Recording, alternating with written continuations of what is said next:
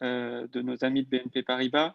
Peut-être en 2-3 slides, plus précisément, qu'est-ce que fait la WeBox? Ça va vous être aussi utile pour comprendre de quoi on parle sur ce retour d'expérience. Alors, je vais vous partager un slide, j'espère que vous le voyez. Très bien. Hop, voilà. Donc, le cœur du dispositif, le cœur de la proposition de valeur de la WeBox, c'est cette application, la WeRoom, que vous avez entre les mains, qui diffuse des bonnes pratiques et fait réagir les managers, les collaborateurs sur ces différents sujets thématiques. Et cette application, elle est soutenue par, à sa gauche, des événements. Les événements, c'est typiquement le grand bain du management sur un format de 45 minutes où on teste 2 bonnes pratiques, on les pratique en sous-groupe, on fait un mini débat sur chacune.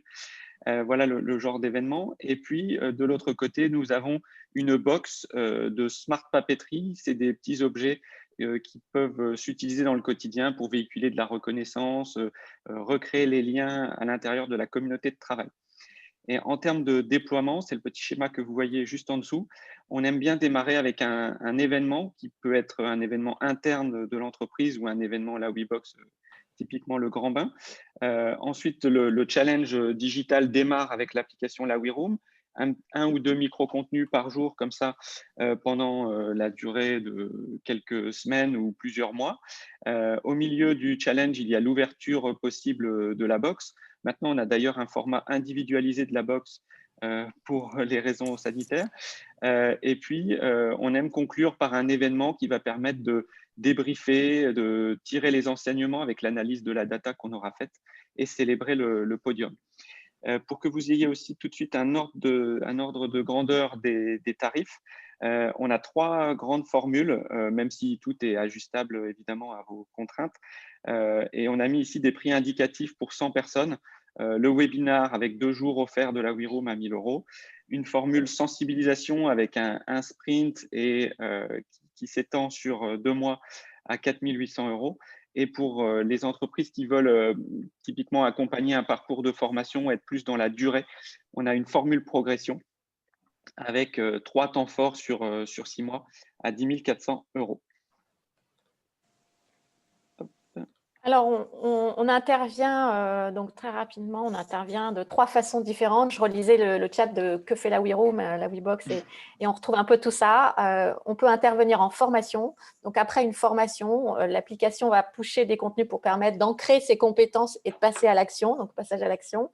On intervient aussi pour animer des communautés de cadres, de managers, de chefs de projet avec des tips quotidiens. Et c'est vraiment ça que vont nous présenter Marie-Elisabeth et Emmanuel tout à l'heure, c'est ce cas d'usage-là. Et on remplace aussi, l'outil remplace ou prolonge ou prépare à l'effet d'un séminaire pour que ça se concrétise dans le quotidien. Alors, on a des super KPI, beaucoup installent, les 3/4 restent dans l'application dans le temps, donc ça fonctionne.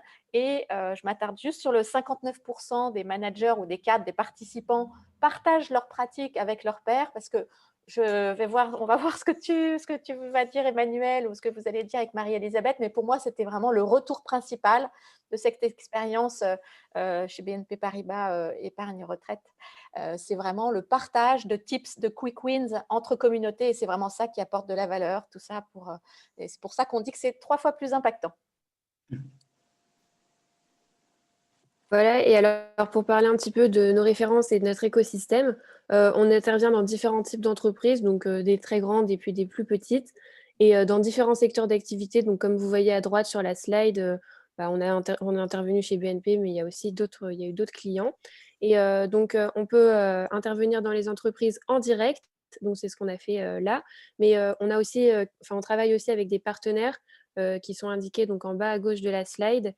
Et on peut s'adapter éventuellement aux partenaires avec qui vous travaillez déjà. Donc, voilà. Et aujourd'hui, on se concentre sur l'un de nos très beaux clients, BNP Paribas. Emmanuel, Marie-Elisabeth, the floor is yours. Oh. Merci Charles pour ce coup de pression. Alors, les enjeux. Rappelez quel était effectivement notre contexte. Donc, on en a beaucoup parlé déjà ce matin, mais bien entendu, c'est un contexte de transformation de la posture managériale et également transformer la façon dont les projets sont conduits chez BNP Paribas Épargne Retraite Entreprise. Je ne reviendrai pas sur la nécessité de transformer la posture managériale. Voilà, il suffit de regarder ce qui se passe autour de nous pour comprendre qu'effectivement, il est important qu'on se mette en mouvement puisque les choses évoluent beaucoup plus rapidement qu'elles n'ont eu l'habitude d'évoluer par les années précédentes. Dans la conduite de projet, c'est évidemment insérer plus d'agile, plus de communication, plus d'échanges, redonner du sens à l'ensemble des projets pour que l'équipe projet fasse corps autour d'un objectif commun. Prouver, et ça c'est vraiment quelque chose de très important, que le lien est réellement moteur d'engagement. On aime bien dire chez ERE que la performance, en fait, c'est la rencontre de deux critères, les moyens que l'on a et l'engagement qu'on y met. Sur la notion de moyens, je pense qu'on le sait tous, les moyens sont évidemment limités. Ils risquent de l'être là pendant les mois et peut-être les années que nous allons devoir affronter ensemble. Donc, on s'est dit que c'était essentiel de travailler sur l'autre coefficient sur lequel on a la main, qui est l'engagement. Sauf à se dire que 100% des collaborateurs sont engagés. Et là, je dis bravo, puisque l'objectif est atteint. Donc là, à part se féliciter et continuer sur ce train-là, il n'y a pas grand-chose d'autre à faire. Nous, en toute humilité, on s'est dit qu'effectivement, on pouvait ensemble travailler ce niveau d'engagement des collaborateurs. Et en plus, il est source d'énergie. Et dans les périodes un peu complexes que l'on traverse aujourd'hui, on a tous effectivement besoin d'énergie pour affronter tous ces changements que l'on découvre jour après jour. Et apprendre également à porter un nouveau regard pour trouver de nouvelles solutions. Quand on se dit il faut changer, il faut transformer, et on en parlait également ce matin, on a des tas de modèles en fait, mentaux qui nous mettent dans des sortes de certitudes ou d'habitudes. Et pour changer en fait la façon dont on aborde les sujets, la façon dont on peut régler un problème, il faut faire ce fameux pas de côté. Et ce pas de côté, il est compliqué parce qu'on a sur nos épaules des années d'expérience, des années on a souvent fait le lendemain la même chose qu'on a fait la veille. Donc voilà, changer les choses, se dire qu'on peut voir différemment, c'est évidemment là qu'on devient plus créatif et innovant, mais c'est quelque chose qui n'est pas naturel. Donc, on doit effectivement l'apprendre et passer à l'action. Et c'est là d'ailleurs que la WeBox nous a beaucoup aidé. Dans nos objectifs, on peut les citer, ils sont de l'ordre de 3, c'est de l'échange, de la transversalité et expérimenter via ce passage à l'action. Marie-Elisabeth, c'est à toi. Peut-être votre micro. Ah, peut-être le micro est coupé. Oups. Je prends alors peut-être, je ne sais pas. Marie-Elisabeth a le son coupé. Vous avez le son coupé. Pour ça, le micro, pardon. Alors, on va peut-être… Ah, voilà. Super. Ça y est. Alors, sur le challenge en lui-même, notre périmètre parmi les 150 collaborateurs, c'était à peu près 1 sur 3, puisqu'il y avait 56 collaborateurs qui ont été répartis donc, en 3 équipes. On a le COMEX qui formait une équipe, ensuite les managers qui formaient une équipe, et enfin, on a testé quelque chose avec des collaborateurs qui ne sont pas des managers, mais qui avaient très, très envie de faire partie de l'expérience, et on a trouvé ça plutôt bénéfique parce que ça a été vraiment un élément de motivation pour eux de faire partie d'une expérience comme celle-là. C'était les chefs projets qu'on a mis en même temps dans le même groupe que les transformateurs. Donc, les transformateurs, c'est quoi? C'est une équipe d'une quinzaine de collaborateurs, tous volontaires chez nous, qui font partie d'une communauté, qui se réunissent toutes les semaines et qui ont des actions autour de la transformation. Donc, on les a mis ensemble et ça faisait notre 3e équipe. On a joué pendant un petit peu moins d'1 mois, vous le voyez, c'était au début de l'année, 27 février, 20 mars, et on a défini les points sur lesquels on voulait progresser. Donc, et ça on en a déjà parlé, ce qu'on voulait, c'était au-delà de l'incantation, au-delà de il faut changer, on n'a qu'à avancer dans ce sens-là. Nous, c'était vraiment tous les jours, faisons quelque chose, essayons de voir s'il y a une action possible. Et tout ça avec une bonne dose d'optimisme, parce qu'on en avait quand même bien besoin fin février. Début mars, et puis pour avancer finalement et construire des choses, on en a besoin. Voilà. Donc les thèmes de la manche, transversalité bien entendu, avec des collaborateurs, vous allez le voir, qui sont c'est assez étonnant, hein, mais sur la transversalité, ils ne sont pas tous au même niveau, de la coopération et bien entendu l'intelligence collective. Voilà. Donc, les attentes, puisque là, et d'ailleurs, je profite pour remercier Charles et Alexia, parce que je pense qu'avant tout démarrage de projet, c'est important de se dire quels sont effectivement les critères, comment mettre en place des KPI pour se dire on a réussi, on n'a pas réussi. Donc, ce qu'on s'était fixé comme objectif ou comme attente, c'était des smart contenus par semaine et par équipe. Pourquoi en fait inciter sur cette notion de smart contenu? Justement pour se raccrocher à la notion de passage à l'action. Au-delà des intentions, là on s'est dit il est temps en fait de faire. Et c'est uniquement en passant par le faire qu'on pourra ancrer des connaissances et améliorer effectivement notre niveau d'expertise. Autre critère qui était que chaque équipe propose des quick wins pour matérialiser cette notion en fait de transversalité, que 65% des répondants au quiz de fin soient partants pour une deuxième manche et que 35% des répondants au quiz de fin ressentent plus d'entrain dans leur quotidien. Donc là, on s'est dit, c'est probablement un moyen de redonner de l'énergie, de booster, de prouver qu'on peut faire des choses et que non, tout n'est pas impossible. Donc, sur les 4 critères, il y en a 2 qui ont été parfaitement atteints. Donc, 65% des répondants du quiz de fin ont dit « Ok, on est prêt pour recommencer l'expérience ». 35% sont partis avec un niveau d'énergie plus élevé. Et sur les smart contenus, et chaque équipe propose des quick wins, là, on a eu, comme Marie-Elisabeth le précisait, des différences. Et alors, ce qui était assez révélateur, c'est qu'en fait, l'équipe gagnante et l'équipe qui a le mieux fonctionné, je mets de côté le COMEX, puisqu'en fait, et ce n'est pas une excuse, mais le COMEX, c'était sur une équipe plus restreinte que les 2 autres équipes qui étaient les managers et équipe 2, chef de projet transform acteur. Ceux qui ont gagné sont les chefs de projet transform acteurs. Pourquoi? Alors, c'est comme ça qu'on a analysé, certainement parce qu'en fait, quand on est chef de projet, cette notion de transversalité, de partage, de retour d'expérience, elle est ancrée dans le quotidien de ces collaborateurs-là. Les transformateurs, comme Marie-Elisabeth le précisait, sont des volontaires, dont l'objectif est de se dire « je vais aider l'organisation et le collectif à faire ce premier pas de côté et à se dire on peut ensemble changer les choses pour plus de performance et d'efficience ». Donc, quoi qu'il arrive, eux, ils étaient partants. Sur les managers, c'est plus difficile parce qu'il y a effectivement tous ces modèles, toutes ces habitudes. Donc, ce n'est pas une volonté de leur part, évidemment, de ne pas faire. C'est juste que le poids du passé et de l'histoire est plus important pour cette population de managers. Donc, effectivement, c'était plus facile de partir, j'allais dire, d'une feuille blanche ou alors avec cette habitude, comme l'ont les chefs de projet, pour effectivement rentrer rapidement dans ce challenge et surtout oser.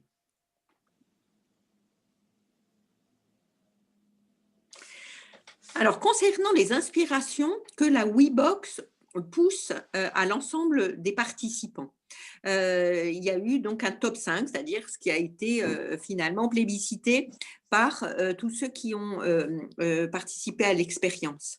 Comme vous pouvez le voir, ce sont des choses, ce sont des actions qui sont des questions de posture, mais faciles à faire, faciles à mettre en œuvre. Finalement, quand on regarde ces inspirations, on se dit c'est pas si compliqué, il suffisait d'y penser. C'est un peu ça la posture qui a aidé. Donc, mais c'est pas courant, c'est-à-dire que oser dire à quelqu'un c'est parfait, c'est nickel, même l'écrire dans un mail quand on vous fait une proposition. Je vois dans le métier de la com, plutôt que de prendre quelque chose qui est bien rédigé et finalement le publier en se disant ça suffit, la personne elle est contente, on a publié son texte. Non, répondre, c'est parfait, c'est nickel, je suis super content du texte que tu m'as passé. Voilà, c'est des petites choses comme ça. Donc déjà remercier, féliciter et puis soi-même se dire est-ce que je regarde les autres, est-ce que je vois s'ils vont bien, pas bien, est-ce que quand ils parlent ils sont anxieux, pas anxieux, voilà. Il y a les émotions, il y a regarder les collaborateurs, il y a finalement être un élément du groupe, mais être conscient du groupe qui est autour de soi. Voilà, dans les inspirations de la WeBox, des choses qui ont été plébiscitées et qui relèvent de ça. Comment est-ce que je fonctionne dans mon groupe et comment est-ce que les gens du groupe fonctionnent avec moi. Et il y a une chose, c'est la dernière, moi, que j'avais relevée, c'est cette humilité qu'on a poussé auprès des collaborateurs et c'est une des inspirations qu'ils ont plébiscité parce que c'est demander conseil à des collègues à qui on ne le fait pas habituellement. Ça, c'est quelque chose qu'ils ont plébiscité parce que finalement, ça crée du lien, ça crée de la confiance, c'est une reconnaissance de l'expertise de l'autre et ça, c'est vraiment un des modes de fonctionnement qu'ils ont acheté en quelque sorte. Et c'est vrai que cette partie, comme le disait Alexia, en fait, la WeBox met en action et le fait de manière quotidienne, ce qui fait qu'on n'oublie pas. Et c'est à force pour changer les habitudes, il faut effectivement le faire régulièrement et sur une certaine durée. Donc là, on l'a fait pendant 3 semaines, avec cette incitation au quotidien de passage à l'action via ces inspirations. Et cette partie inspirante, en fait, elle est importante parce qu'on se met dans une logique, en fait, de faire quelque chose que l'on n'a jamais fait. Donc, le premier pas, il est compliqué. Pour autant, on voit que les sources d'inspiration, en fait, ont ensuite déclenché des tas de take-away ou de quick wins. Et là, on partage avec vous là une dizaine de quick wins sur lesquels on s'est dit, à partir du moment où on a commencé à dégoupiller, à lever un peu le couvercle, eh bien, les collaborateurs se lâchent. Et là, on voit toute la puissance de l'intelligence collective qui est, je rebondis sur l'idée de l'autre me fait un lien et du coup m'incite à proposer de nouvelles idées ou une nouvelle façon de voir les choses. Donc, on a mis en bleu les thèmes essentiels, donc que sont transmettre les témoignages de satisfaction des clients.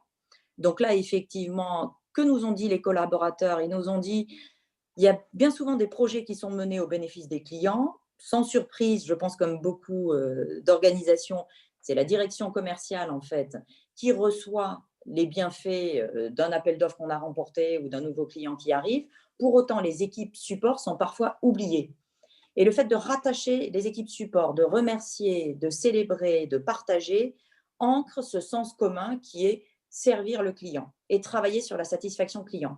Mais il est compliqué de demander à un collaborateur en fonction support de travailler la satisfaction client s'il n'a pas lui-même de feedback sur la satisfaction du client.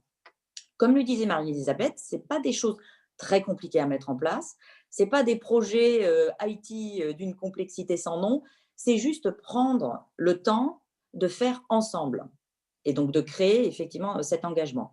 Tester des animations en début de réunion, et ça avec ce management à distance, on le fait avec Marie-Elisabeth et on pense qu'effectivement c'est important. Ce sont là aussi des petites choses, mais un petit icebreaker quand on se retrouve avant de lancer un projet. Comment vas-tu? Choisis une image et donne ton ressenti par rapport à cette image. On l'a fait également via des chansons. Voilà, c'est juste faire corps avant de se lancer en fait dans le projet commun ou dans la réunion. Finir la journée par un élément positif ou un complément individuel, ça, je pense que ce serait magique si dans nos quotidiens, on arrivait tous à le faire.